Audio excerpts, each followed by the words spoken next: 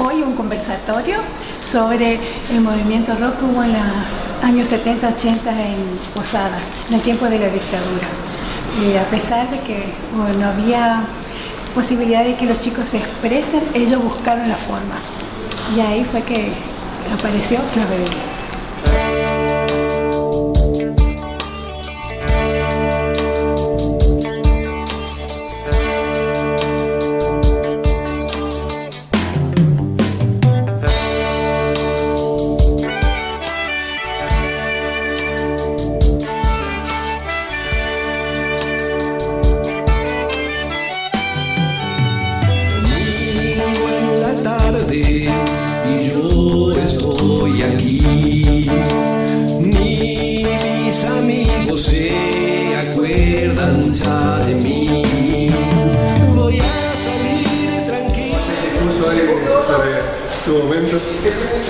Estoy pensándolo todavía me falta definir todo. Los colectivos y tranvías cruzarán, el aire de humo llenarán, jamás los voy a perdonar.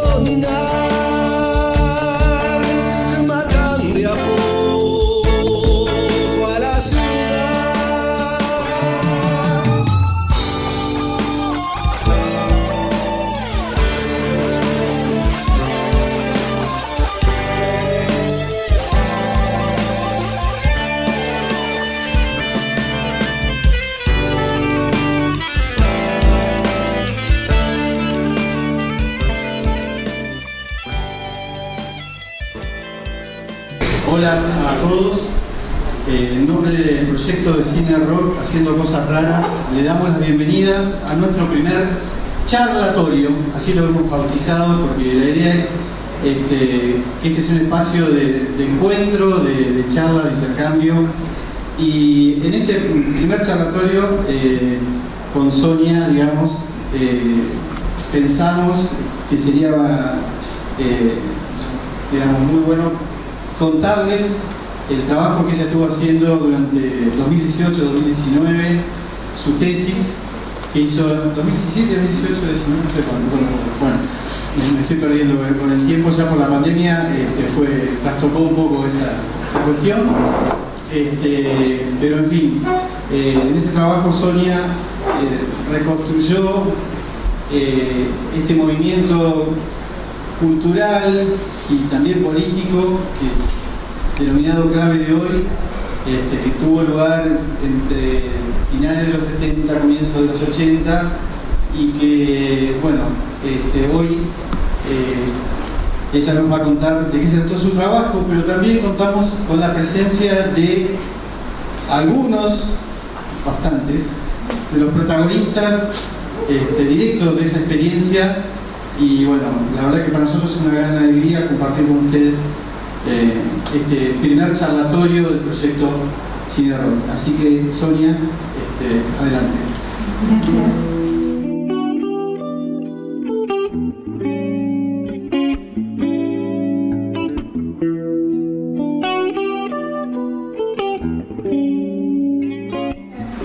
Este trabajo de investigación unió a varios conocidos que la distancia le tenía alejado, pero con esto se reunieron.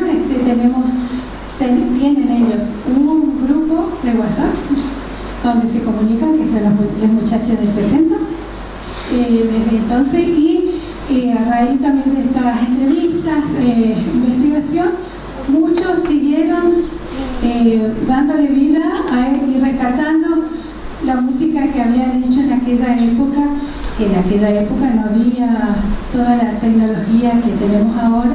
Entonces se juntaron con las nuevas generaciones, hijos, sobrinos, los que tenían estudios de grabación, también han dicho, sí, que estamos, es como que el proyecto de investigación va creciendo, ¿no? Bueno, y como hay muchos chicos que no conocieron qué pasó en los 70, 80, ni habían nacido. traje un pequeño videito para explicarles de qué se trató y después dejamos la voz a los que son los protagonistas. En Posadas, en la década del 70-80, se gestó un movimiento social, político, cultural que reunió a jóvenes con muchísimas ganas de expresarse en una realidad de vacío cultural debido a las políticas de los gobiernos de facto y liberales. Tilman Ebert define a los movimientos sociales culturales a los que resulta de la construcción de identidades colectivas. En esa misma época se crea la carrera de antropología social. También nace la Cofra, una casa situada en la calle Polonia que fue lugar de reunión y militancia. Organizaban innumerables happenings con pintura, literatura, danza, teatro y música, para lo que debían llenar largos formularios donde se detallaban los datos más íntimos del sujeto que solicitaba y la de su familia, lo que motivó que sean incluidos en las listas negras. Fue un movimiento contracultural, ya que en voz de sus propios protagonistas decían: sabíamos que no íbamos a ganar, pero tampoco nos iban a absorber.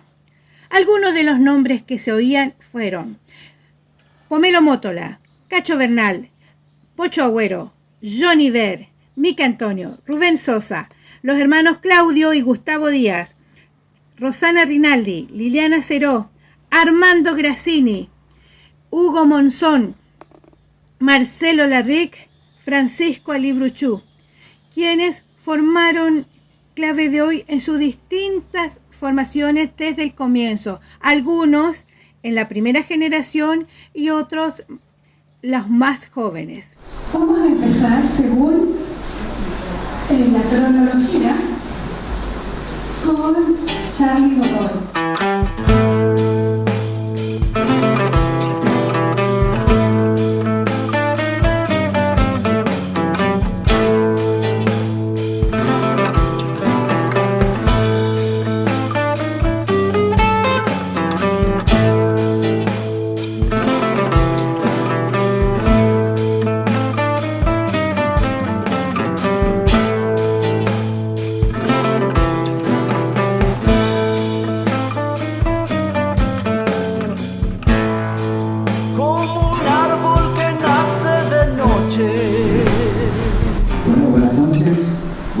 También a la gente que está conectada vía streaming. Breve, siembra comenzó allá por el año 2014. En el 2014 no era tan joven, ¿no?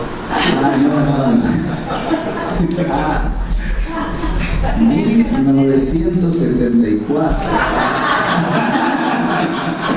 Bueno, che, algunas neuronas se fueron. Como decíamos con Pochito, que hace muy poco nos encontramos, después de casi 40 años de no vernos, no teníamos radio, no teníamos equipo, no teníamos televisor. Creo que el televisor blanco y negro vino para mí, en mi caso y en mi barrio, en el año 76, con Rolando Rivas Taxista, etc. Y a partir de ahí no teníamos referencia de la música, o sea que todo lo que salía musicalmente o literalmente a través de las letras la componíamos en una forma totalmente virgen, con una juventud que nos llevaba a hacer una música muy delicada desde mi punto de vista, que yo hoy, no de 2014 sino de 1974 hasta ahora, no he vuelto a escribir cosas tan profundas ligadas a esa época. La música era algo que salía en forma natural, innata, porque carecíamos de materiales. Pocho por ahí tenía más materiales, que era conseguir primero las 6 pilas grandotas para llenar los equipos, los Winco, Ransom, no sé qué, para que giren no sé cuántas veces los discos de Flaco Pineta, con el hasta que podamos escuchar la música. Y así fuimos navegando hasta que nos presentamos en un concurso donde elegían gente para tocar en la Sala Maruja Ledesma. Yo estudiaba con Pocho, que está acá a mi izquierda, estudiamos juntos, nos conocimos en el Conservatorio de Música de la Avenida Roque Pérez. Y ahí nació Siembra, nació y siguió casi hasta el año 77-78, que fue la última vez que lo vi a Johnny. Y después cada uno siguió su camino, ¿no es cierto? ¿Qué me deja a mí en este transitar de tanto tiempo de música? Que la música viene con uno. Uno no se hace músico por el estudio, uno nace con la música, con la esencia. Y es lo que a mí me mantuvo a lo largo de mi vida, haciendo distintas otras actividades, pero siempre me mantuvo con la linealidad de la música que a mí me gusta, con contenido social, con una armonía dulce, decente, que fue lo que mamamos nosotros de jóvenes. Y eso es lo que a veces quisiera plasmarle también a los chicos de hoy, que retrocedan un poco en el tiempo y empiezan a absorber la música. Si bien hubo una evolución musical o una involución musical, todos válidos en este movimiento musical. A nivel de las letras y poesías, creo que nada cambió. Estamos igual que el tango Cambalache. Lo que dice el tango, para qué lo voy a repetir, no todo el mundo sabe. Creo que nosotros, gran parte del éxito de lo que fue Siembra era lo que decíamos, la realidad nuestra. Ahora, en el 83 fui convocado por la Dirección de Cultura para organizar el primer Misiones Rock. Y también fue en el año 85 el segundo. A todo esto siempre sin apoyo.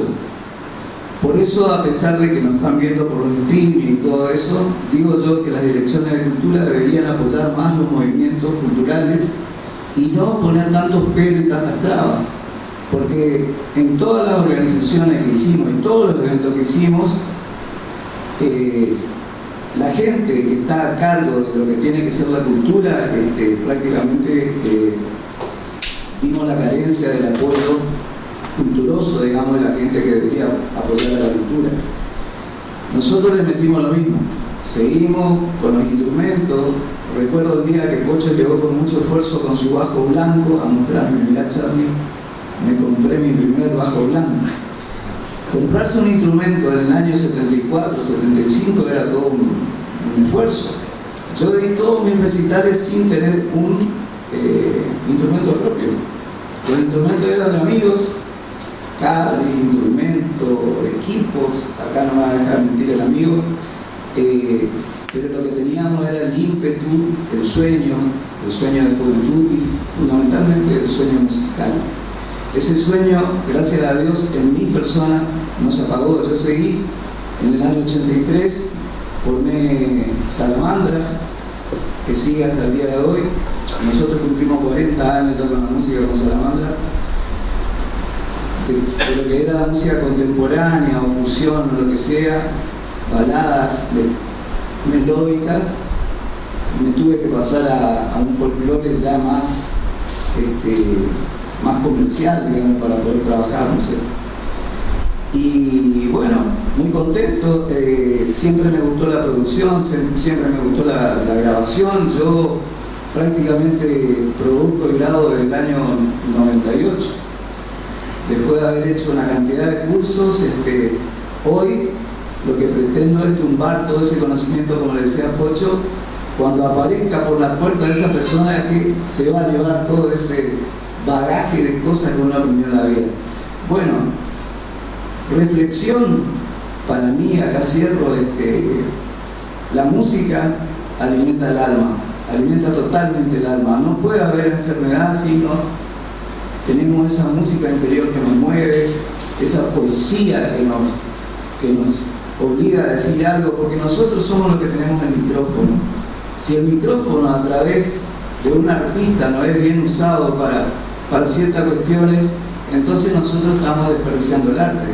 Es así como yo le veo, y ese es mi punto de vista. Así que muchas gracias, más no quiero decir porque hay muchas cosas por decir.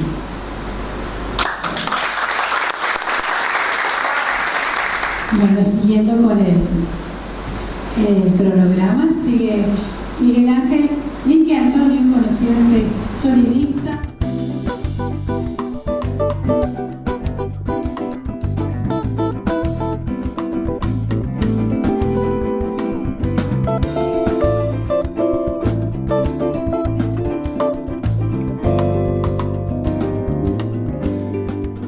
Hola, buenas tardes a todos, muchas gracias por estar. Bueno, voy a empezar diciendo lo que viene en el libro de Sonia, que es cómo empezó un poco todo.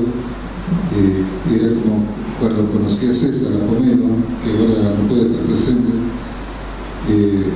fue en un colectivo, en un bondi, como dicen acá, de estudiantes, donde todos llevaban sus artículos estudiantiles. Nosotros nos reconocimos a través de lo que en ese momento sería el elemento común, que eran los vinilos. Y así fuimos forjando esa amistad, ¿no? Hasta llegar a los tiempos de las organizaciones, de los eventos, diferentes tipos de eventos que hemos organizado, como clave de hoy, de los cuales quedó en el tiempo el grupo musical, conformado por Pocho, Tania Pocho, Marcelo, Cacho Bernal y Pomelo. Paralelamente, Pocho trabajaba en el grupo Siembra con quien tengo acá al lado y Johnny Bell. Los eventos se realizaban en la sala Maruja Ledesma. Nosotros notamos que la necesidad en ese tiempo de este tipo de eventos, por el lleno total que se lograba, sin tener esta música alternativa, una difusión, la difusión necesaria, ¿no? Y así fue como fuimos haciendo diferentes tipos de eventos, como dice Sonia, un happening en la plaza, a los cuales llevó a hacer que el grupo sea como un movimiento, que a muchos no les gusta, de mi compañero, el término movimiento, pero para definir simplemente el movimiento, como dijo el gran Malak, el movimiento se demuestra andando. Así que no hay más nada que decir del movimiento. Desde ese concepto no discutimos más del movimiento. Creo que quedó claro.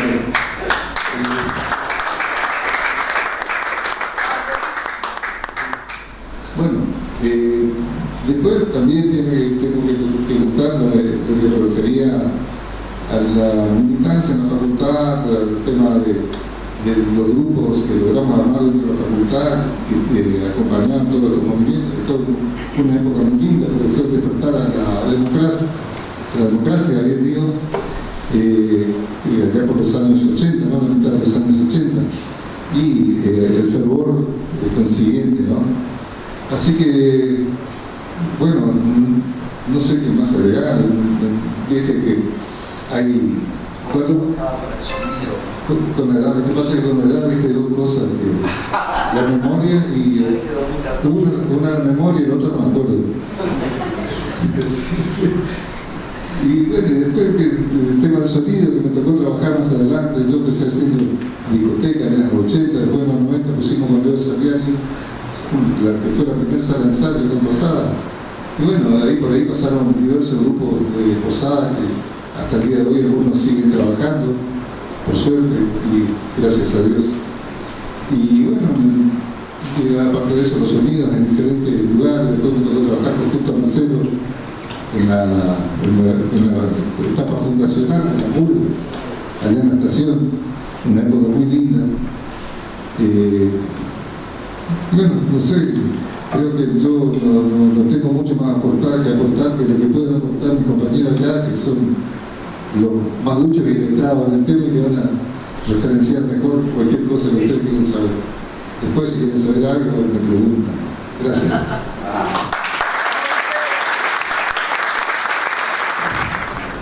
Seguimos con nuestro protagonista, que es el turno de Marcelo Larreta.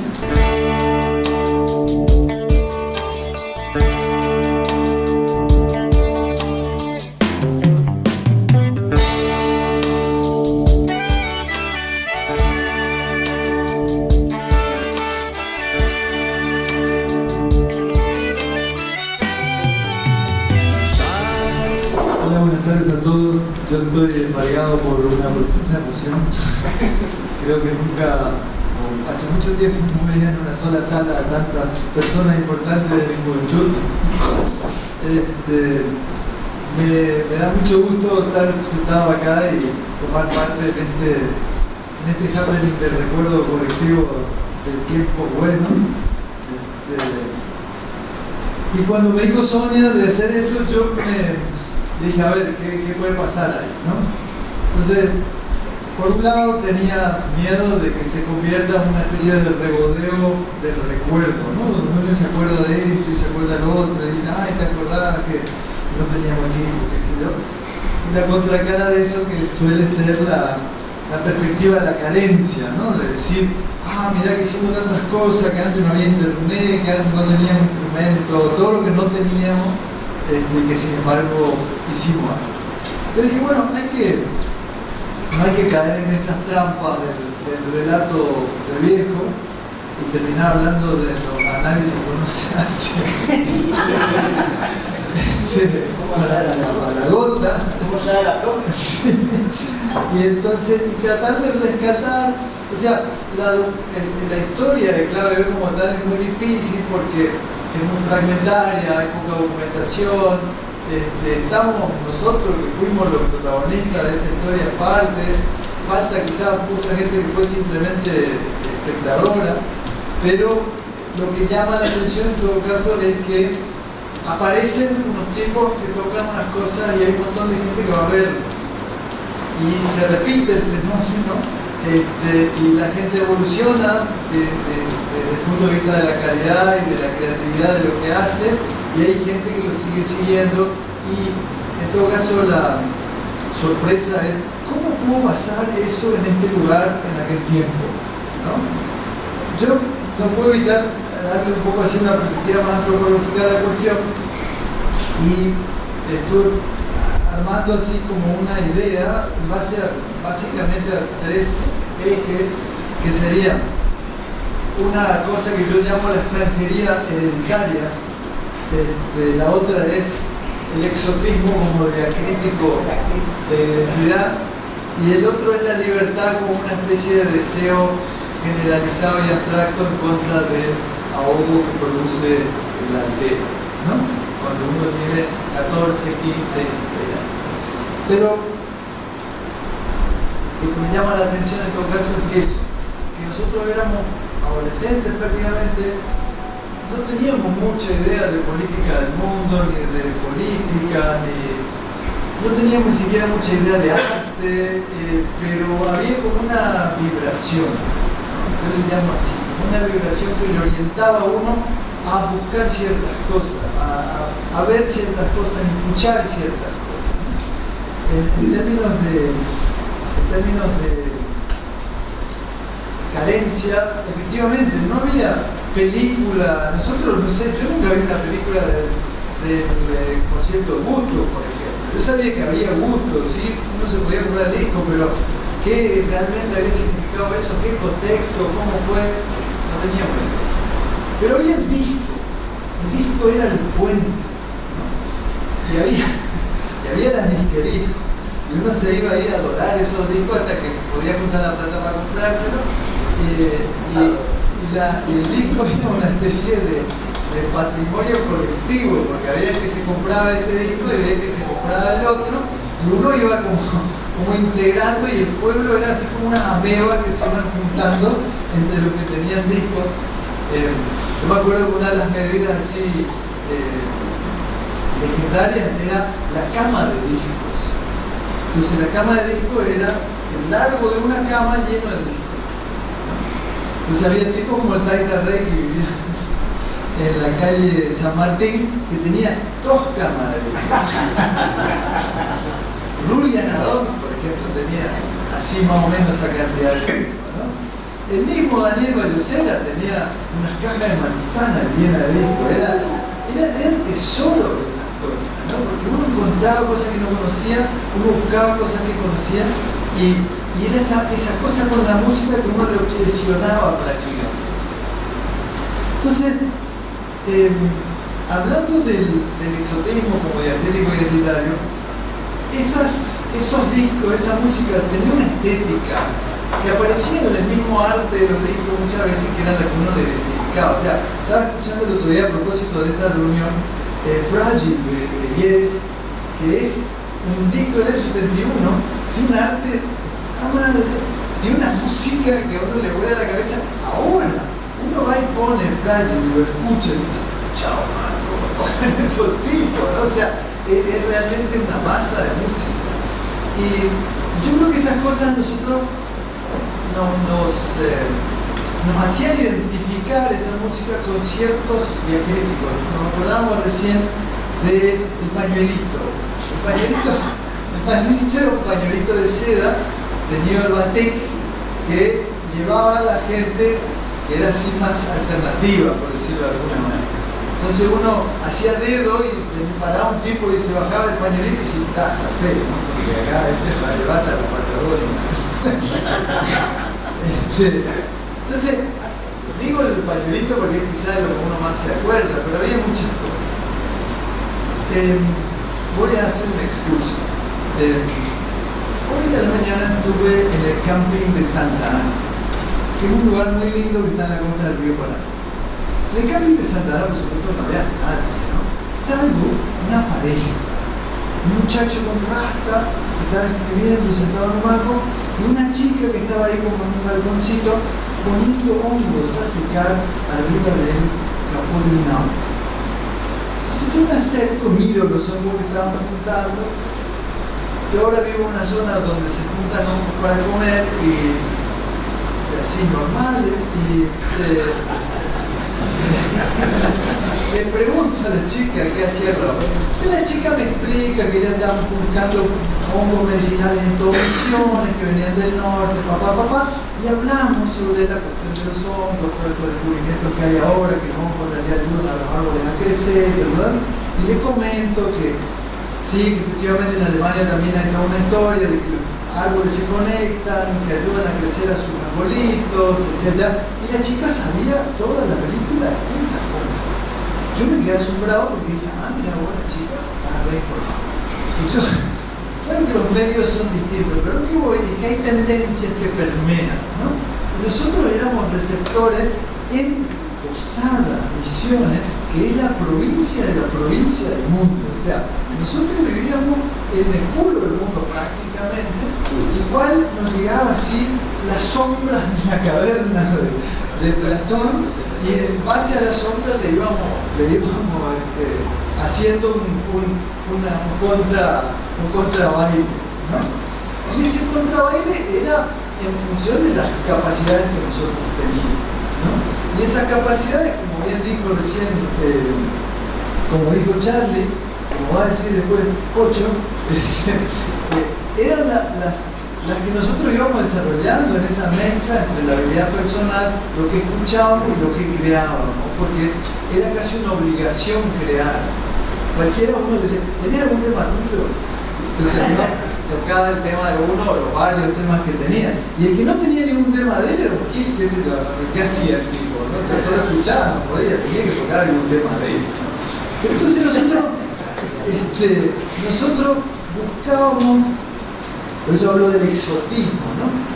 Había que identificar, había que vestir, había que darle un estilo a esa pulsión que teníamos nosotros con la música, y ese estilo era un estilo exótico para el momento.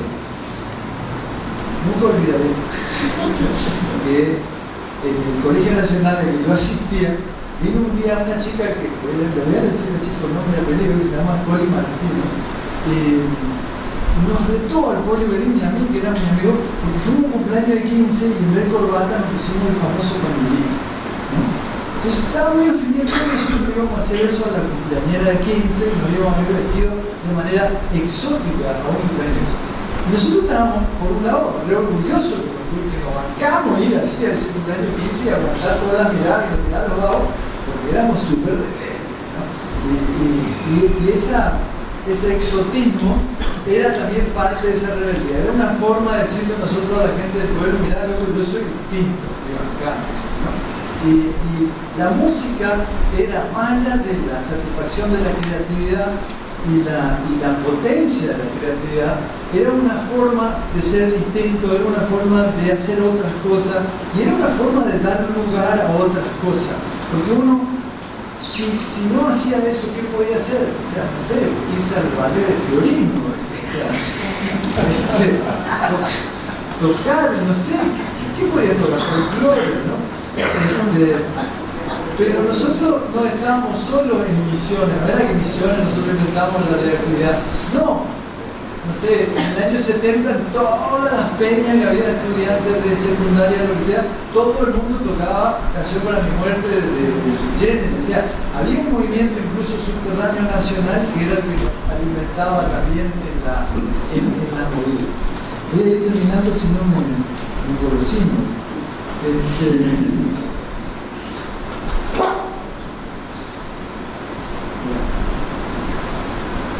Yo le puse a este pitch el título de rock progresivo de la perspectiva provinciana, Ecos del mundo desde el barrio Kennedy a Villa Rosell. Yo creo que eso, que claro de hoy, las distintas corrientes que lo integraron, de las que salieron de él, la gente que estuvo tocando, era eso, era una versión local de una vibración que había en el mundo, quizás desde mucho antes, porque la provincia antes llegaba más tarde, o sea, cuando el Antiojito salía en Buenos Aires, acá llegaba como 2 semanas después, me acuerdo, me tocó verlo. Y entonces también las tendencias llegaban eventualmente 5 años después, 6 años después, 10 años después. Nosotros éramos prácticamente los hippies de Posada de los 70, en realidad como eco de lo que había pasado, no sé, en Estados Unidos o en Europa en el 60. Que, para darle algún tipo de utilidad a esto que estoy diciendo, yo la verdad no sé, como dijo Charlie también, no sé si hubo una involución o estamos en un momento del tango cambalache que es más dramático que otros anteriores. Al mismo tiempo que nosotros hacíamos eso, vivimos la dictadura, que era una cosa así, más allá de lo cruel, de lo cruento o de las vidas que costó, era la cotidianidad de la arbitrariedad, ¿no? O sea, hoy pasamos con mis hijos frente a la central de policía acá abajo y le decía, mira, a mí me pasó por lo menos 2 veces que pasar frente a ¿cómo se llama la central? La jefatura de policía. Pasar frente a la jefatura de policía con una guitarra en medio del pelo largo y que te llame el policía y te meta adentro y te deje dormir un día ahí adentro y te corten el pelo, etc. Porque uno tenía pinta de no sé qué. Y me refiero a que más allá de todos los dramas que conocemos de la dictadura, había en la vida cotidiana una presión de la arbitrariedad de cualquier policía, de cualquier milico, cualquiera podía venir y disponía sobre tu vida porque vos tenías pinta de hippie, drogadicto o músico. Era lo mismo. Hippie, drogadicto, músico. Entonces, uno que ni siquiera, yo no sé, yo no tenía una participación política, no era activamente político, no fui perseguido como tal por la dictadura. Igual nosotros nos comíamos un garrón por el solo hecho de tener que ganas de hacer música, de tocar en la sala Maruja Ledesma, etcétera, etcétera.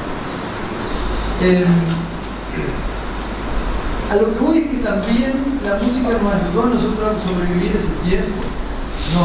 Era un espacio en el que nosotros podíamos realmente hacerlo nuestro. Como cualquier adolescente que está creciendo y tiene que ir definiendo una identidad, nosotros elegimos ese camino para definir. Y yo creo que incluso la mayoría de los que están sentados acá hoy pueden firmar esto, ¿no? Que la riqueza que tuvimos en nuestra adolescencia a través de la música, a través de las cosas que hicimos, es como un humus creativo que hemos llevado a través de la vida y que nos sigue alimentando en alguna medida en esa posibilidad de hacer cosas, de crear cosas, de tener imaginación para las cosas, ¿no?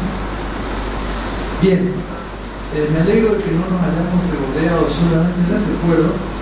Por último, solo quería mencionar el tema de la libertad. La libertad es una necesidad en varias dimensiones.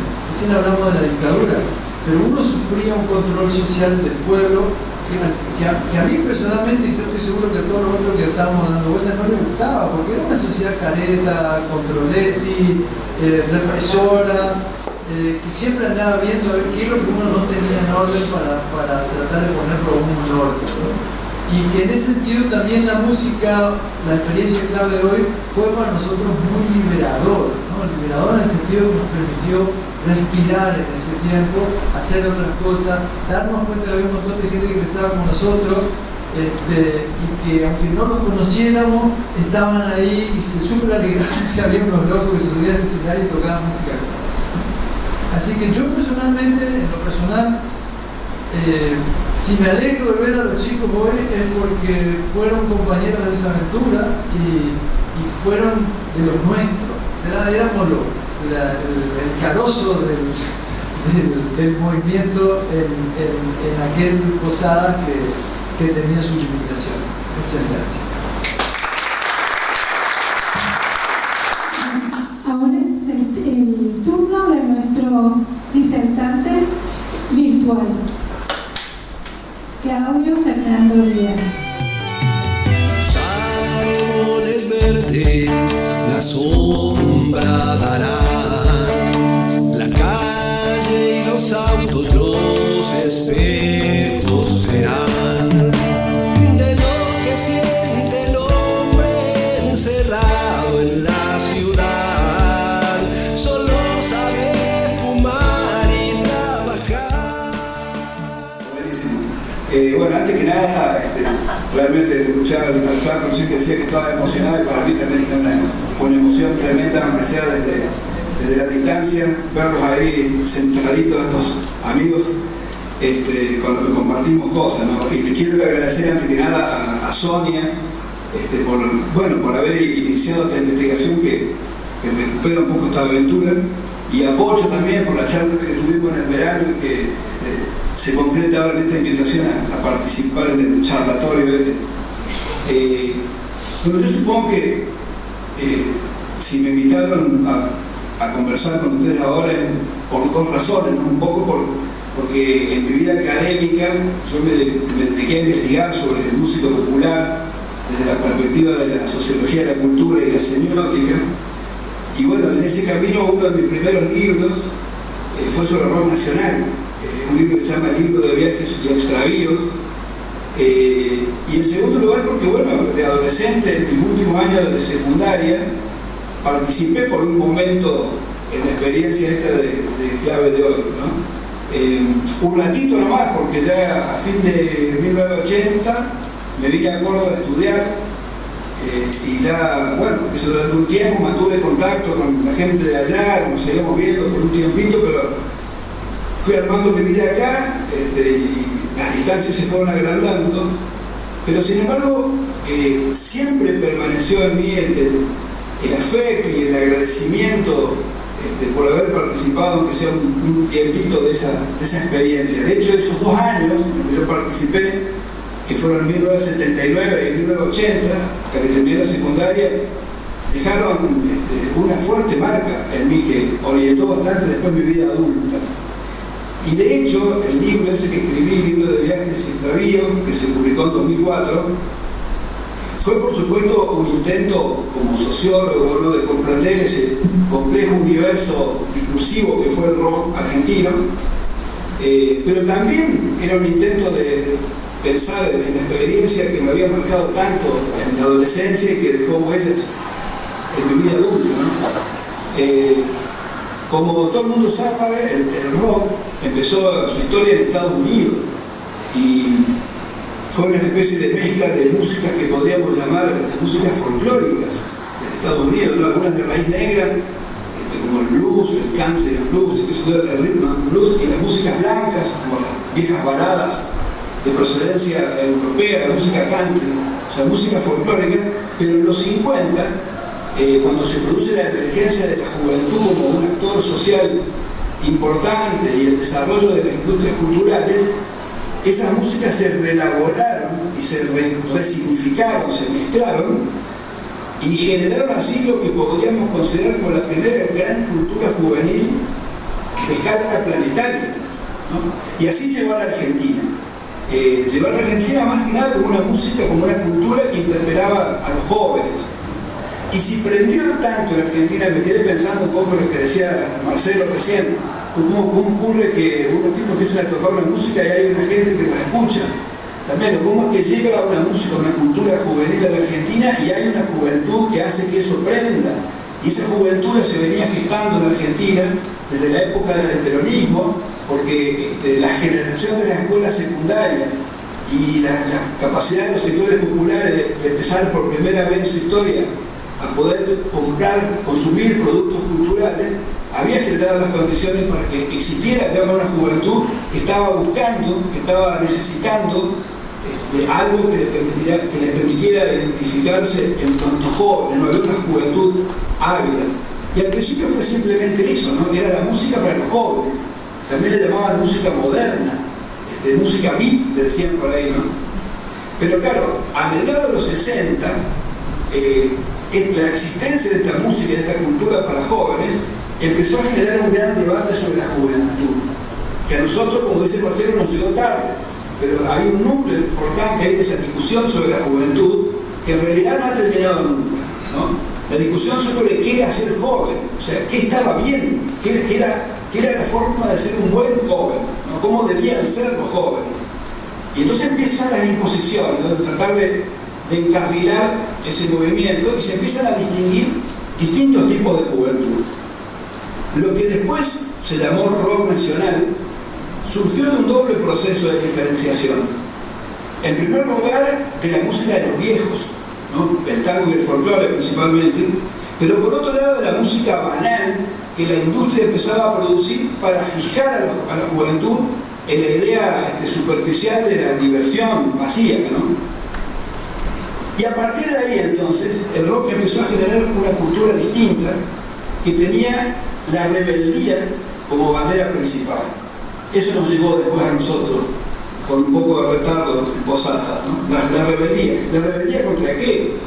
Y la rebeldía contra muchas cosas, ¿no? Contra una forma de vida que era gris, que era alienante, contra unas músicas que se habían creado con un patrioterismo bastante autoritario, contra un modelo de familia que era también opresivo, contra el autoritarismo de la escuela, que era un garrón, contra una forma de religiosidad muy extendida que era enormemente hipócrita, contra la violencia en todas sus formas, contra la destrucción del ambiente. Los rockeros fueron bastante precursores en relación a la defensa del ambiente, que después hizo un movimiento mucho más grande, ¿no? Y en fin, contra toda la cultura occidental de la rebeldía, contra toda esa cultura que excluía todo lo que no fuera racional, todo lo que no fuera blanco y todo lo que no fuera europeo, ¿no? Y empezaron a aparecer canciones que expresaban eso. La balsa fue el primer himno, la balsa de los gatos, de Lito Neves y Tanguito, ¿no? Porque condensaba simbólicamente esa rebeldía.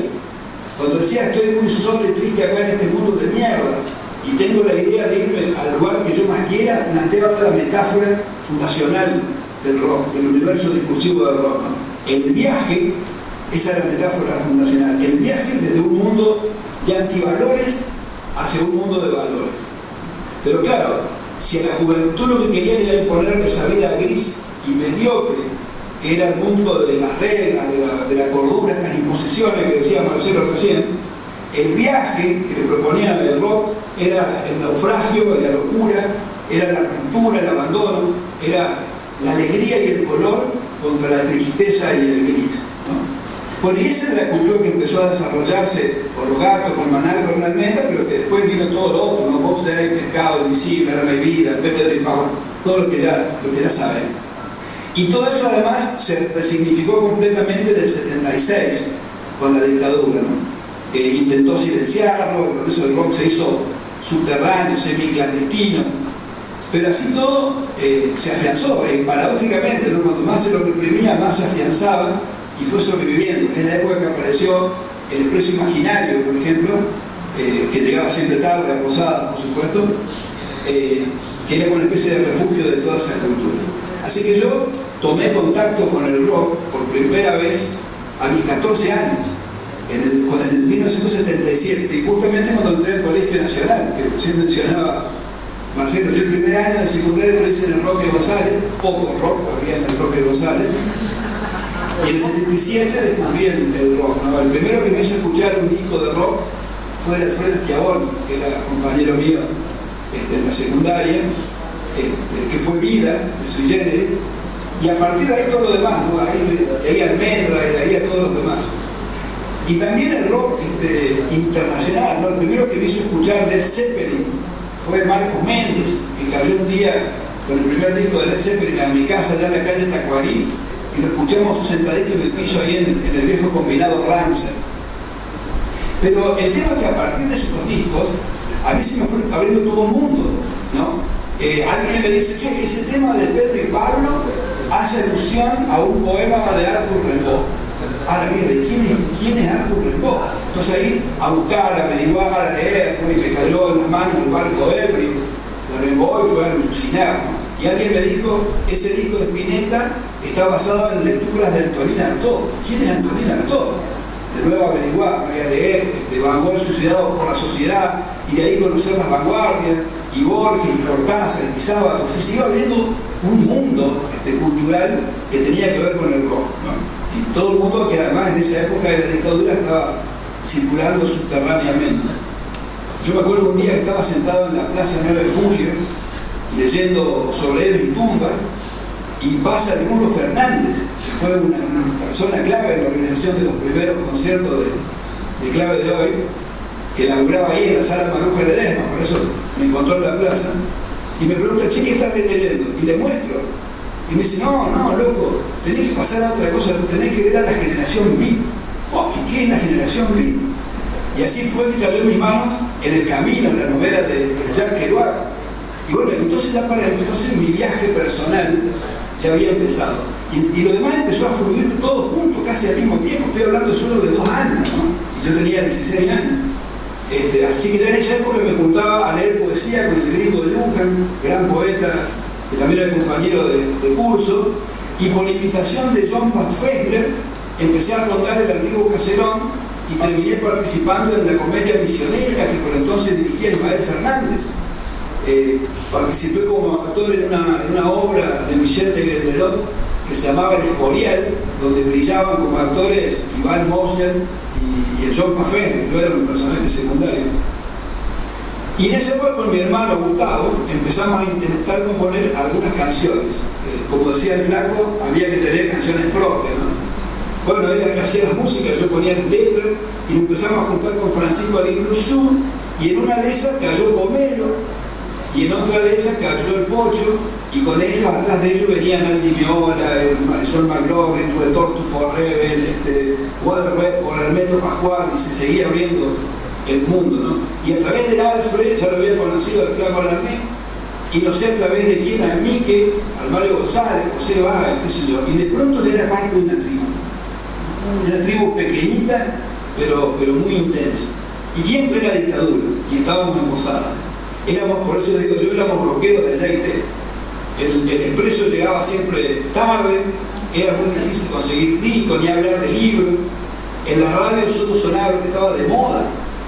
Y ustedes recordarán que lo que estaba de moda, por aquella época, era la música disco y los VGs. Eso es lo que sonaba en la radio, ¿no? O el folclore más patriotero, o el chamamé más patriotero, de que los milicos medio como se habían apropiado como marca nacional. Así que nosotros los pocos discos que conseguíamos, esto que decía el flaco, uno lo compraba, todos lo escuchábamos y los grabábamos, ¿se acuerdan? Nos usábamos a Paraguay a comprar cajas de TDK para grabar los discos y poder escucharlos. Pero más que nada lo que a mí más me importa, lo que más marcó mi vida, es que hablábamos muchísimo. Pasábamos horas hablando, en la casa de alguno, en las juntadas, en el anfiteatro, o en la pizzería, en la Gran Vía, que le decíamos a la oficina, y nos juntábamos en la noche, horas hablando. ¿Y de qué hablábamos? Y hablábamos de todo, hablamos del amor, de la sexualidad, de los milicos, de la dictadura, de los desastres ambientales que se avecinaban, que temíamos, de cómo inventarse una vida plena sin caer en la rutina y la tristeza, de la libertad, por supuesto. y del viaje como necesidades humanas, del arte, de la música como práctica liberadora, de la necesidad de una espiritualidad que no cayera en la hipocresía de las religiones oficiales. Fue algo que empezamos a leer a Carlos Castaneda y las enseñanzas de Don Juan, y alucinábamos con el chamanismo y con las filosofías orientales y qué sé yo. Es decir, estábamos lejos de todo, estábamos en Posadas, estábamos muy lejos, pero plenamente metidos en el rock y en su mundo de sentido. Y en ese ambiente, me parece, fueron surgiendo las canciones, las ideas musicales, y fue modulando el proyecto de Clave de Hoy. Mi hermano y yo alcanzamos a tocar nuestras canciones un par de veces. Una de ellas fue en el gran concierto ese en la Sala Maruja Ledesma. Y me acuerdo que en esa formación, con esos temas que tocamos, estaba Pocho con el bajo, Pomelo en primera viola, con Francisco hacíamos un dúo de flauta, Jorge Falcón, que era un compañero de Gustavo, que tocaba la batería, Gustavo tocaba la guitarra rítmica, y los dos cantábamos a altura. Y hacíamos una música que mezclaba un poco de rock con folclore, porque usted me reía, decía el flaco, y si no hacías esto, ¿qué hacías? Te iba al ballet de Totti Fiorino. Bueno, nosotros estábamos en el ballet de Totti Fiorino. mi primera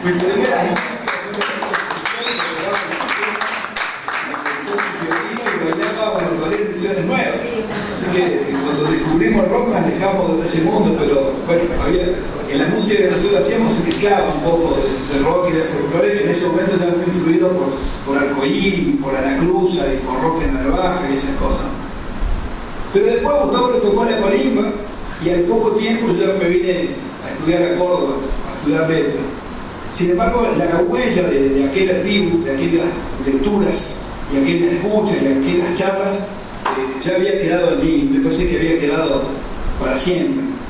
Cuando conocí el amor y formamos con la flaca una familia, yo hice mi mejor esfuerzo por estar a la altura de aquellos ideales y aquellas cosas que charlaban cuando éramos pibes. Qué sé yo, que la pareja fuera un espacio de libertad y de diálogo, qué sé yo, de búsqueda también, ¿no? Que los cuerpos fueran la fiesta y no esa cosa represiva que nos habían enseñado.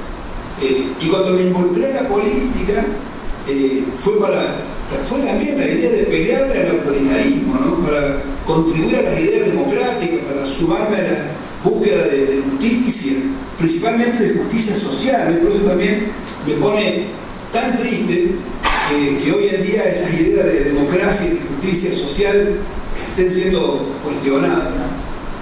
Y cuando inicié mi vida académica y decidí dedicarme a estudiar esas músicas populares que la academia casi siempre desprecia, porque en ellas, las músicas populares, no paro de encontrar profundas fuentes de alegría, de esperanza y de creatividad de la gente, mucho más allá del rock.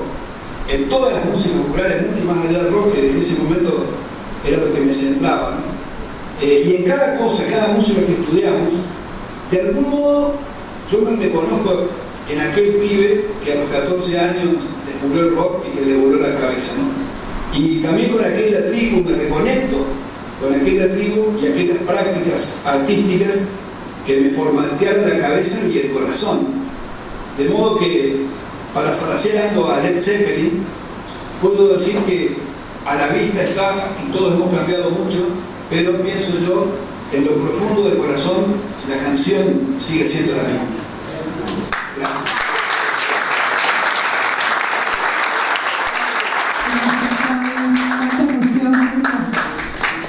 Bueno, ahora es el turno de Ángel Enrique, conocido como Pocho Abuelo.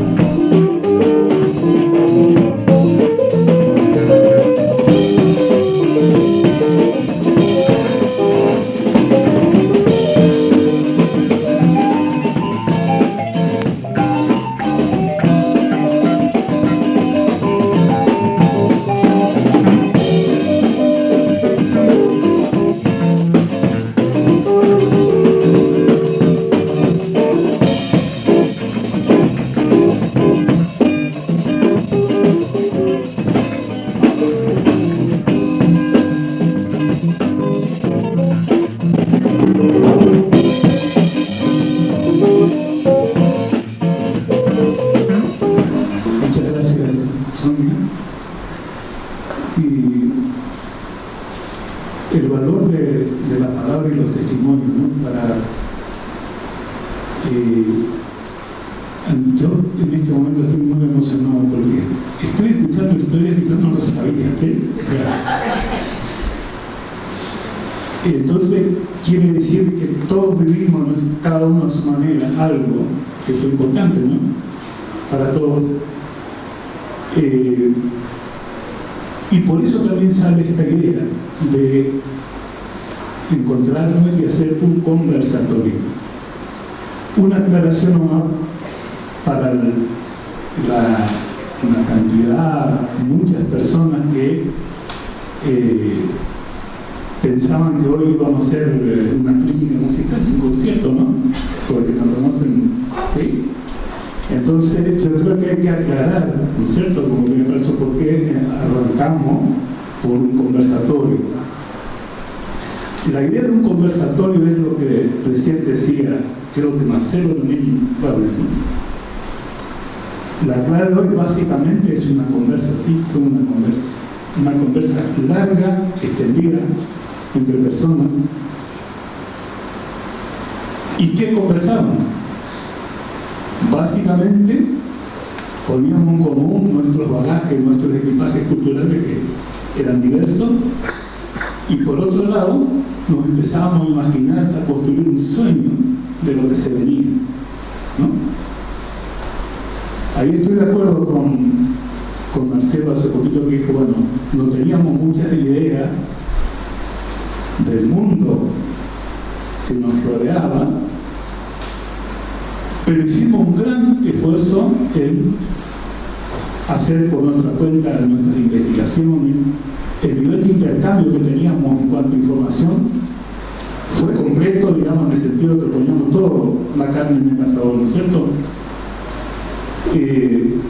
Por eso que antes de empezar esta charla quería que esto fuera también un homenaje a dos personas que ya se fueron del movimiento creo de hoy, que es Johnny Depp, que fue nuestro percusionista, ¿no? Falleció en un trágico accidente, y por otro lado Liliana Ceró, la querida Liliana Ceró, que también compartió con nosotros. Liliana es importante además porque Sonia me preguntaba qué pasaba con ustedes, que no había voz, que no había cantante, ¿no? Yo le decía, fíjate, hubieron varios cantantes, ¿no? Pero bueno, tal vez en un rol no tan protagónico, pero lo tuvimos. Bueno, entonces tenemos que la idea era hacer un conversatorio, no solo para hacer un remember, un recordatorio. Estamos acá reunidos porque tenemos la necesidad de juntarnos, ¿para qué? Para discutir nuestro presente, no nuestro pasado, lo que somos hoy. ¿Y qué se nos viene por delante? Lo que somos hoy, acabamos de confirmarlo entre nosotros hace un instante. Nos abrazamos, nos dijimos que nos queremos queriendo, nos seguimos queriendo profundamente, ¿no es cierto? Y que queremos hacer cosas juntos. Eso es clave de hoy. ¿Sí? Pero encontrarse, el conversar, el dar un abrazo y decir, bueno, a ver si podemos hacer algo juntos, ¿no? Y eso es muy importante, especialmente en este momento, que estamos en una situación nueva, no es la misma de hace 25 o 30 años, pero tenemos la sensación que estamos pasando los mismos riesgos, ¿no es cierto?, de aquella época. Porque conversamos entre nosotros y nos damos cuenta qué está pasando, ¿viste? Y no lo sabemos, no tenemos la certeza. En aquella época teníamos un enemigo visible, era la dictadura, obviamente. No sé si usted, digo, para contextualizar un poquito, nos damos cuenta de por qué todos estos testimonios siempre tienen una referencia, ¿no es cierto?, en el contexto de la dictadura, porque nosotros fuimos básicamente hijos de la dictadura. Yo en mi vida pasé por 4 dictaduras en el país, ¿sí? 4, la última, la más sangrienta, ¿no?, y era la que teníamos encima cuando hicimos este movimiento Clave de Hoy. Y también en este momento recordamos que el distanciamiento de algunas personas para seguir adelante con sus proyectos de vida, ¿no es cierto?, también coincide con el advenimiento de la democracia, en la cual pudimos concretar el proyecto de vida, no solamente de tocar, que lo seguimos haciendo, ¿no es cierto?, sino de estudiar, de recibirnos, de ser profesionales, de formar una familia. Yo personalmente en este momento tengo 2 hijos aquí presentes que están conmigo, ¿no? Y estoy emocionado por eso, porque ellos, ojalá que eternamente sean los hijos de la democracia. Nacieron en la democracia y están haciendo una vida, ¿no? La vida que nosotros no lo tuvimos. Y que eso significó muchísimas restricciones, no solamente en la forma de organizar lo que fue Clave de Hoy, sino en varias cuestiones. En un contexto de libertad muy restringida, que por supuesto planteó nuestro deseo de libertad, que no lo teníamos, y en la consigna central de Clave de Hoy está sentirnos vivos, ¿no? O sea, que no nos maten, digamos, como primera cuestión central, pero vivíamos así, de esa manera. Bueno, una aclaración también respecto que este conversatorio es disparado, motivado centralmente, aunque no únicamente, por el trabajo de investigación que hizo Sonia respecto a esto, y en su libro plantea varias cosas que es importante. Por eso hicimos un conversatorio también para, además de vivir las experiencias con todas nuestras emociones, yo creo que hay cosas que las tenemos que empezar a reflexionar, a explicar, ¿no es cierto?, a interpretar. Por eso le pedimos a Claudio también que él ya ha escrito libros sobre esto, ¿viste?, que nos venga a contar un poco de su perspectiva. El libro de él, ¿no es cierto?, es muy amplio y es importantísimo, es algo necesario porque en el fondo de su reflexión está el tema de reflexionar sobre los valores, ¿no? Y son los valores compartidos los que nos han unido para hacer cosas en común, ¿no? Entonces, la idea es seguir hacia adelante con este conversatorio, ¿no es cierto?, profundizando algunos temas, invitando a otros investigadores también que vengan a aportar, que se animen, no necesariamente limitado tal vez a la clave, sino a otras experiencias por el movimiento rockero en Posada, no es solamente Clave. Prácticamente es paralelo y simultáneo a todo lo que conocemos del movimiento del rock, tanto a nivel nacional como internacional. Acá tenemos músicos rockeros de la década del 50. Está, no sé si vos lo pusiste ahí, pero está rescatado, ¿no? Tenemos mucho para investigar. Es una invitación a que sumemos las voces de las personas que investiguen, que puedan aportar, digamos, para la comprensión y el entendimiento de lo que pasó, lógicamente, en los contextos. Hace falta analizar también los contextos que teníamos, para pararnos en el momento de ahora, y bueno, que eso nos sirva también como elemento para las nuevas generaciones también, ¿no es cierto?, un aporte y encarar la vida y los proyectos culturales de acá en adelante.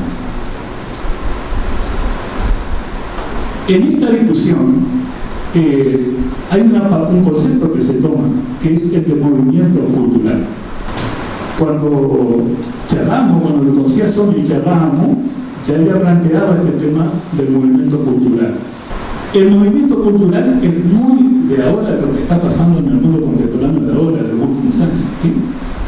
En diferentes experiencias, esto ya podemos hablar del mundo, en distintos lugares, grupos que son más pequeños de la sociedad toda, colectivos, como se dice ahora, por categorías, por cuestiones, plantean una temática, un objetivo, se encuentran y se organizan para conseguir ese objetivo, ¿sí?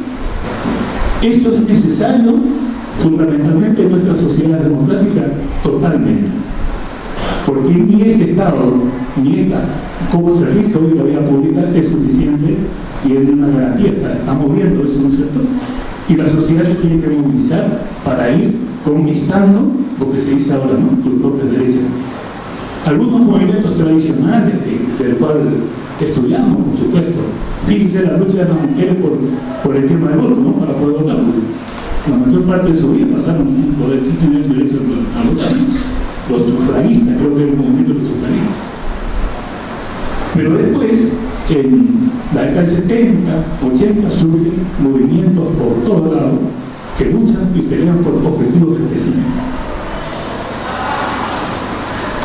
Esto quiere decir que el movimiento cultural de clave de hoy,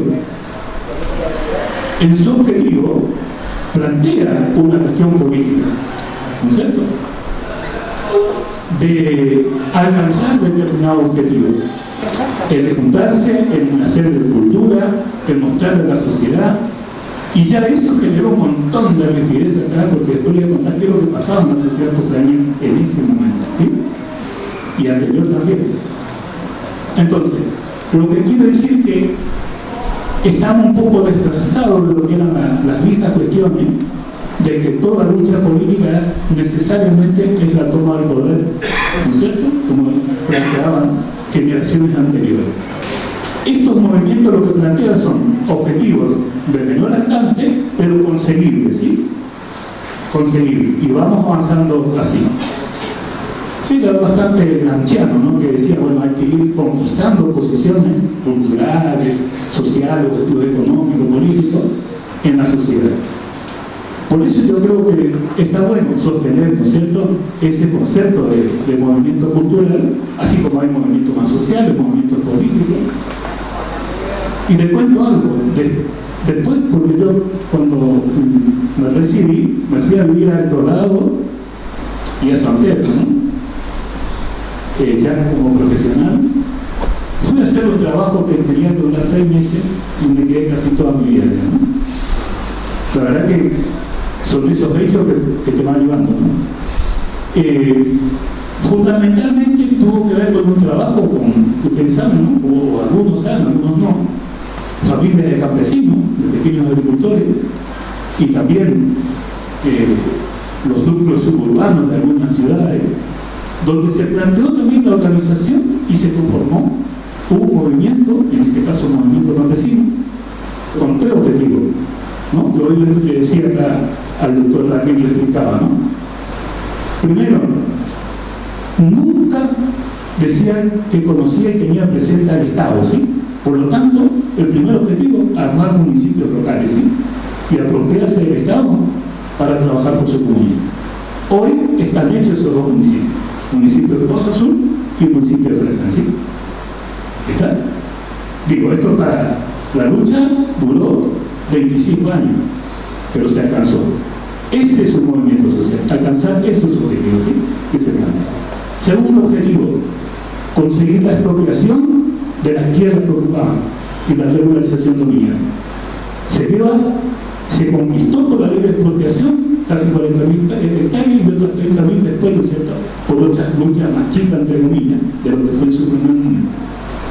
Segundo objetivo, se consiguió la regularización dominante de su tierra. Hoy ellos tienen no solamente la posesión, sino la propiedad, digamos, por así decirlo, ¿no? Sí, porque tienen título, son propietarios. ¿Consiguió o no consiguió su objetivo? Si eso era lo que se proponía. Y el tercer objetivo era qué hacer con la tierra, vivir de la tierra. Aunque a ustedes les parezca mentira, vivir de la tierra todavía no se ha logrado así. Es el objetivo más complicado por la situación, y ahí otra vez de quiebra, ¿no es cierto?, se removilizan, vuelven a plantear nuestro objetivo. Bueno, porque dice lo que detentan el poder en esta sociedad, que es un sector inviable, ¿no es cierto?, los pequeños. Yo no creo que sea así, pero bueno. Entonces, doy ese ejemplo para lo mismo de aquí de la clave. Nosotros nos planteamos esto de compartir lo que sabíamos, la música que queríamos hacer, pero eso nos abrió el horizonte a entender qué es lo que estaba pasando. Yo con algunas personas tenía largas conversatorios, ¿no? Por ejemplo, con Johnny Depp, que no está, pues, nos íbamos en Resistencia, que estudiaba acá también, y nos sentábamos horas, ¿no es cierto?, a charlar. Y creo que fue Johnny el que propuso como nombre clave, no sé, Tacha, creo que, ¿no? Y la clave significa, bueno, poner los elementos sobre la mesa para entender qué es lo que estaba pasando, ¿no? Ser un poco ese elemento decodificador de la realidad. Bueno, entonces ya al llegar a la parte de clave quiero señalar, entonces con qué, porque la idea hoy era rescatar los testimonios también personales, ¿no? Yo qué tengo que aportar. Un poco lo que decía el título de la exposición. Centrarme en la fusión musical, ¿sí? como tema central a nivel de la producción musical que nosotros hacíamos. La clave produjo una música de fusión, básicamente, y tenía dos formatos, ¿sí? No sé si se acuerdan. Uno era con instrumentos acústicos, ¿no es cierto?, que hacíamos, que realmente iba primero en los conciertos y después agarrar de Catalina, decíamos, ¿no? Porque agarramos los fierros eléctricos, que eran poquitos, porque no teníamos tantos fierros, digamos, ¿viste? Era tipo de la música de ¿no? Que funcionaba con una guitarra eléctrica, un bajo y una batería, que era lo más elemental. Así que en ese sentido, la música que nosotros hicimos tenía esos dos componentes. La primera parte lo podíamos hacer por instrumentos que sí teníamos, por ejemplo, guitarra criolla, ¿no? Aunque Charlie decía que ahora me enteré, Charlie, que no era guitarra, que no era propietario de guitarra. Eso está bueno, ¿no? Guitarra criolla, ¿no? Porque como él dijo, yo estudié guitarra en el conservatorio, o sea que por música, como se dice, ¿no? Estábamos la guitarra española, criolla. Y esa música, que yo lo ubiqué dentro de una música de folk rock, digamos, se debía a nuestro gran apego, a nuestro gran amor hacia la música folclórica y en general la música de nuestras tradiciones, yo le llamaría así, ¿no? Que no son pocas, que tienen que ver con lo que hace nuestra sociedad, nuestra cultura, nuestra región cultural y nuestro país. Eso es lo que nosotros vivimos. Fíjense, en mi casa, que cuando yo nací y me malcrié en una casa que eran todos musiqueros, ¿sí? No había uno que no tocaba, no cantaba, no tocaba un instrumento. Pero yo tengo como la impronta de mi papá y de mi mamá. ¿Por qué? Porque mi papá, don Nino, le decían, papá Nino, era, no sé si un fanático del tango. Escuchaba, le gustaba una música y era buen bailarín, o sea que en la bailanta, que dicho sea paso, las bailantas tenían siempre un formato, ¿no es cierto?, de la música chamanicera, una parte de la música deep y otra parte del tango, que era el momento como ritual, digamos, ¿no? La típica, con esto, exactamente. Entonces, pero mi papá, cuando agarraba un instrumento, que era la berrulera, que era una berrulera muy chiquita, ustedes conocen, ¿no? ¿Qué hacía? ¿Qué tocaba? Chamamé. Chamamé de una de las tantas escuelas chamameceras que hay acá en nuestra región de litoral, que nosotros le llamamos el chamamé maceta, ¿sí? Un chamamé que en parte nació también y se difundió de aquí desde un pueblo de Corrientes que está sobre la ruta 14, no me acuerdo. Alvear, esa zona por ahí, ¿no es cierto? Fíjense, cuna de Ernesto Montiel, cuna de Antonio Travelor, papá de Antonito también, ¿no? O sea, para que ustedes vean que y de nuestro gran Isaac Olivol, que anduvo por acá viviendo mucho tiempo en Posadas. Y ahí produjo la escuela chamamecera del chamamé maceta, ¿no? Que en realidad se llama como la escuela de las dos orillas, ¿viste? Porque tanto los santafesinas como entrerrianos, ¿no? Ellos le llaman, ¿no? Le llaman de las dos orillas, ¿viste? Porque todo lo que hacen de un lado, hacen también en el otro y viceversa, ¿no? Porque nosotros acá tenemos río, pero yo no veo que compartamos el río con nadie, digamos, ¿no? Así que, entonces fíjense, con grandes artistas ahí de la zona, ¿no? Entonces volviendo al caso de mi papá, eso es el chamamé que yo empecé a tocar y acompañar, porque yo fui uno de los hijos que siempre me quedé y anduve ahí por casa, ¿sí? O sea que había una juntada musiquera y era el que tocaba la guitarra y la acompañaba. Pero la historia con mi mamá es interesante porque ella estudió bandoneón en el Instituto Fracassi, donde estudiamos nosotros también. Le gustaba la típica, ¿no es cierto? Estudió bandoneón. Y me agarró a mí, ella fue el que me enseñó la guitarra, y yo aprendí guitarra tocando y acompañando tango. Y en esa velada, en esos formatos de bailanta, ¿no es cierto? ¿Quién era la que algunas veces le pedían a la gente, a sus vecinos, que siempre eran bailantas a nivel de la comunidad, ¿no? Entonces ella hacía 2 o 3 temas, ¿viste? De tango y la gente bailaba, y era como un aporte más. Y cuando se tenía que sentar a escuchar, mi mamá escuchaba chamamé. Y fue la que me enseñó, ¿no es cierto?, a identificar la música de todas las escuelas chamaceras. Porque el chamamé no es lo único que hay en nuestra región litoral, sí, pero es muy importante, es muy central. Y está la escuela chamamecera de Corrientes, está la escuela chamamecera de Chaco, está la escuela chamamecera de Santa Fe, está la escuela chamamecera de Entre Ríos y está la escuela chamamecera de Misiones. ¿Y cuál es nuestra escuela chamamecera misionera? En primer lugar, la del Petizo de Oro, ¿sí? Don Blasito Martínez Herrera. De la familia de don Martínez Herrera, don Julio Martínez Herrera era el director de esa escuela, nosotros estudiamos, ¿sí? Era un paraguayo que vino casado con una brasilera de Mato Grosso, ¿no? Muy inquieta culturalmente, ¿no es cierto?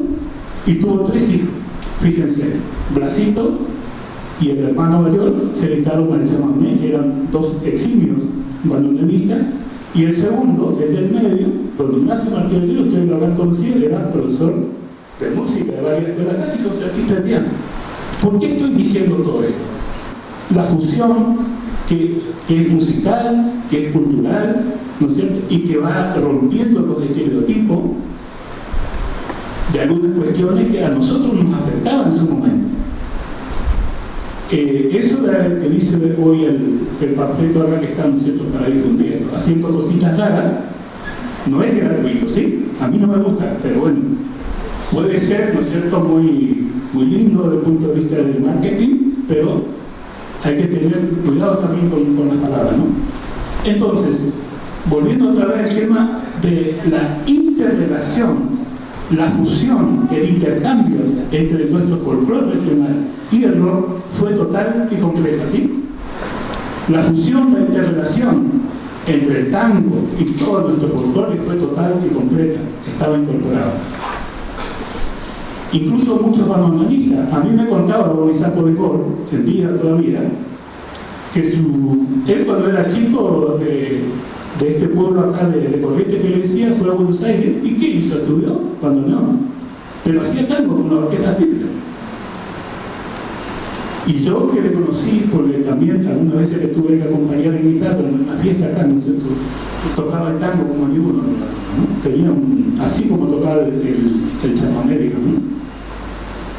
Y queda en esta tradición que está fogoneado como mucha cuestión, esta tensión que hubo en un momento, ¿no es cierto?, y vamos a la historia argentina, entre el tango y el rock, ¿no?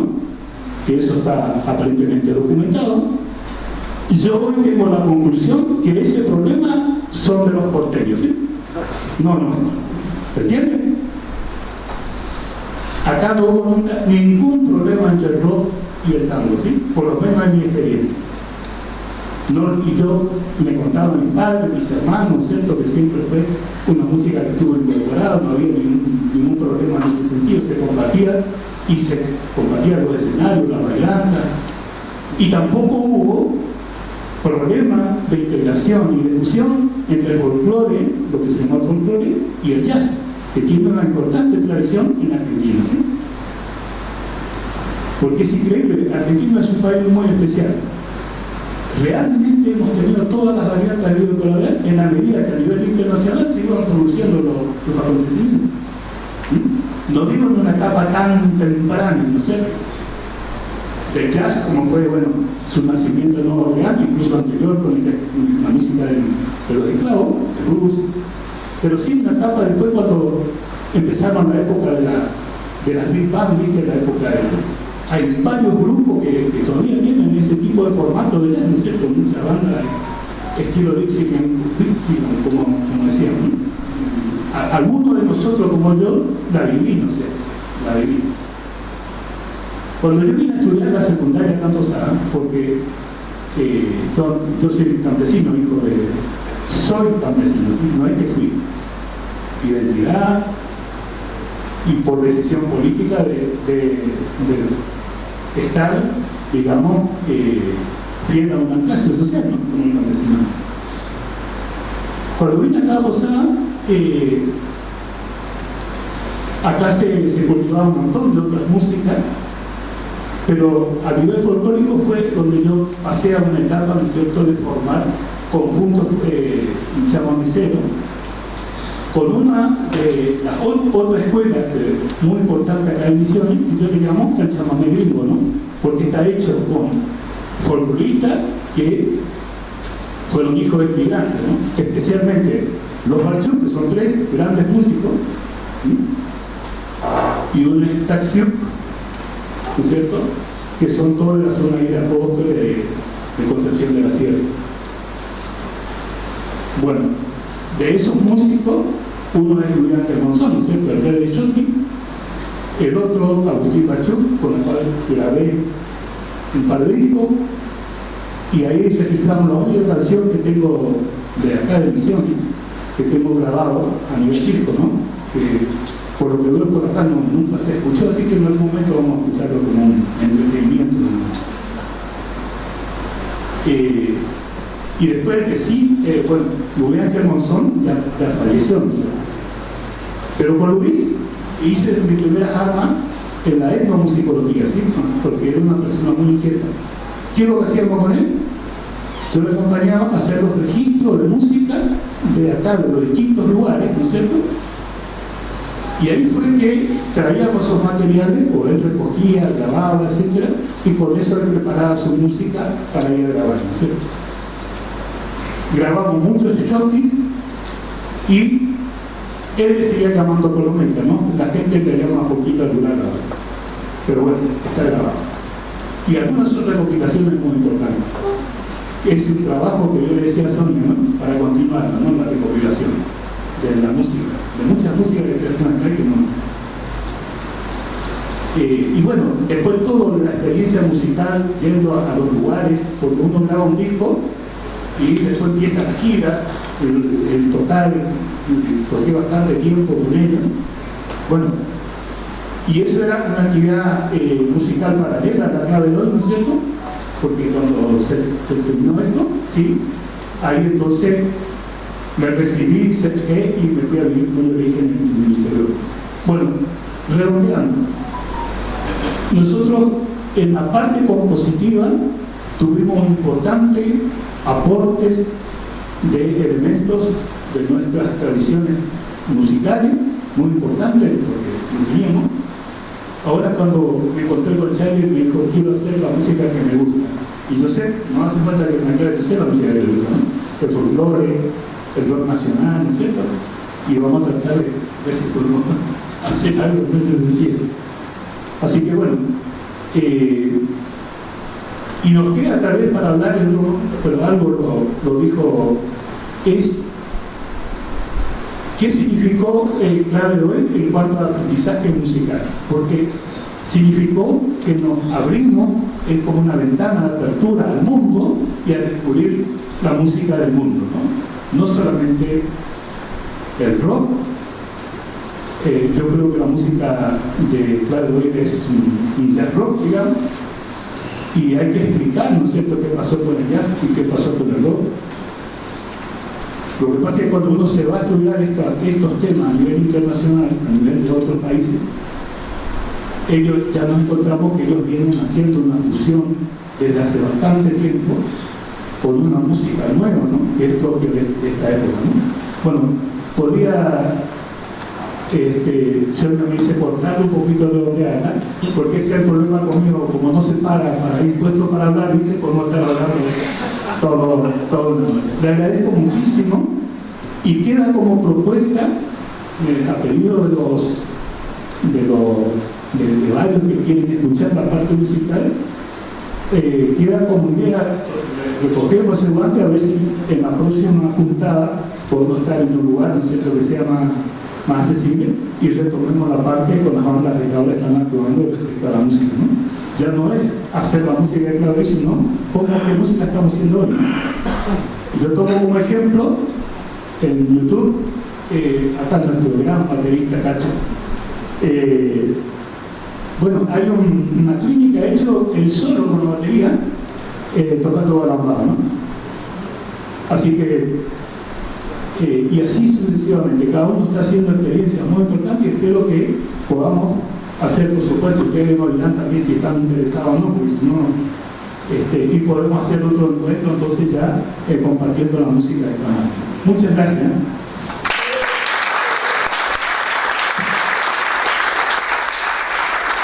Queda pendiente entonces con aviso cuándo va a ser la tocata. Ahora fue el charlatorio, ¿verdad? Viene la tocata, así que vamos a hacer con tiempo el aviso, así que espero también verlos a ustedes.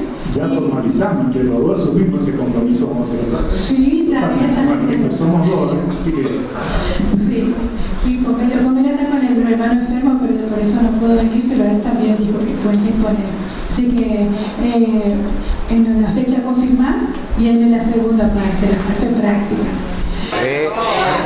Enriquecedora, toda nuestra historia de la música regional, música del rock and roll de los 80, de los 90, y bueno, era como, a pesar de que no vivía acá, ¿no? A mí me tocó criarme en otro lado, en Buenos Aires, pero de todos modos, todos esos recuerdos en cierto modo me vinculaban, ¿no?, con aquella vida que llevaba no estando acá y esa conexión que tenía con mis familiares, con mis primos, hermanos, sobre todo, que los visitábamos, veraneamos, y siempre la música estaba de por medio, y sobre todo el rock and roll nunca faltaba.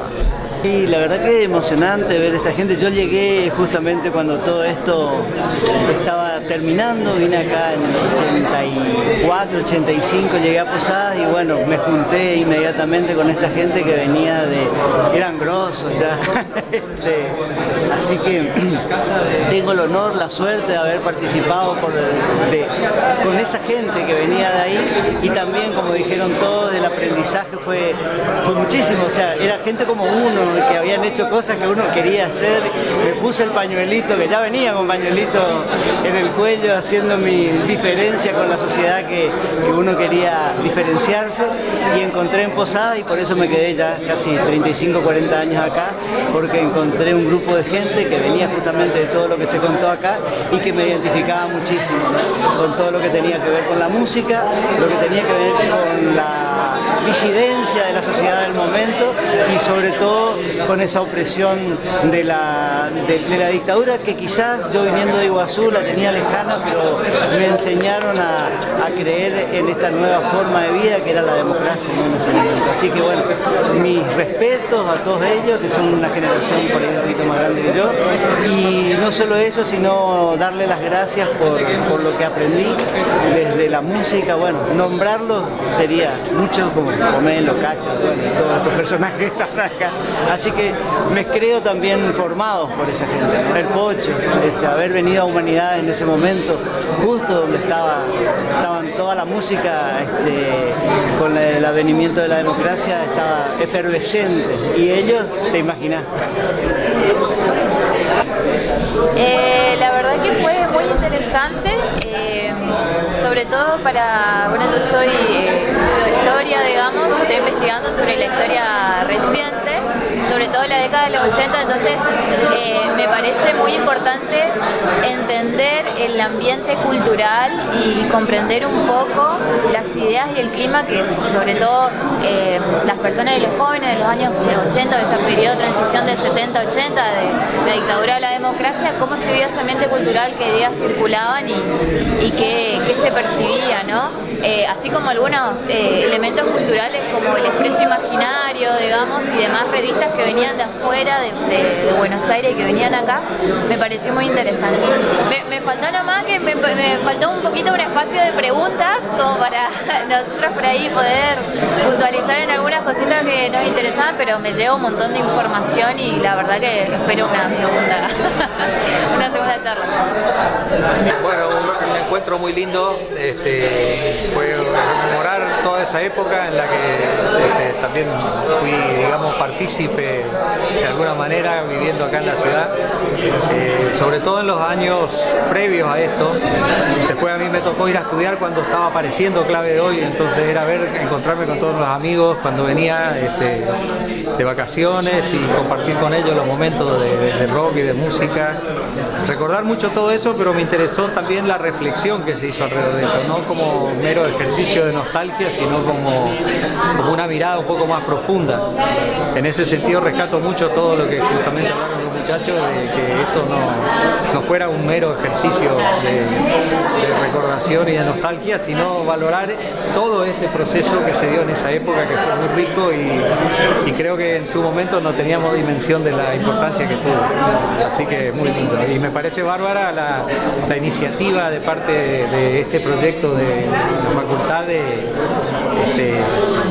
no solo recuperar esto, sino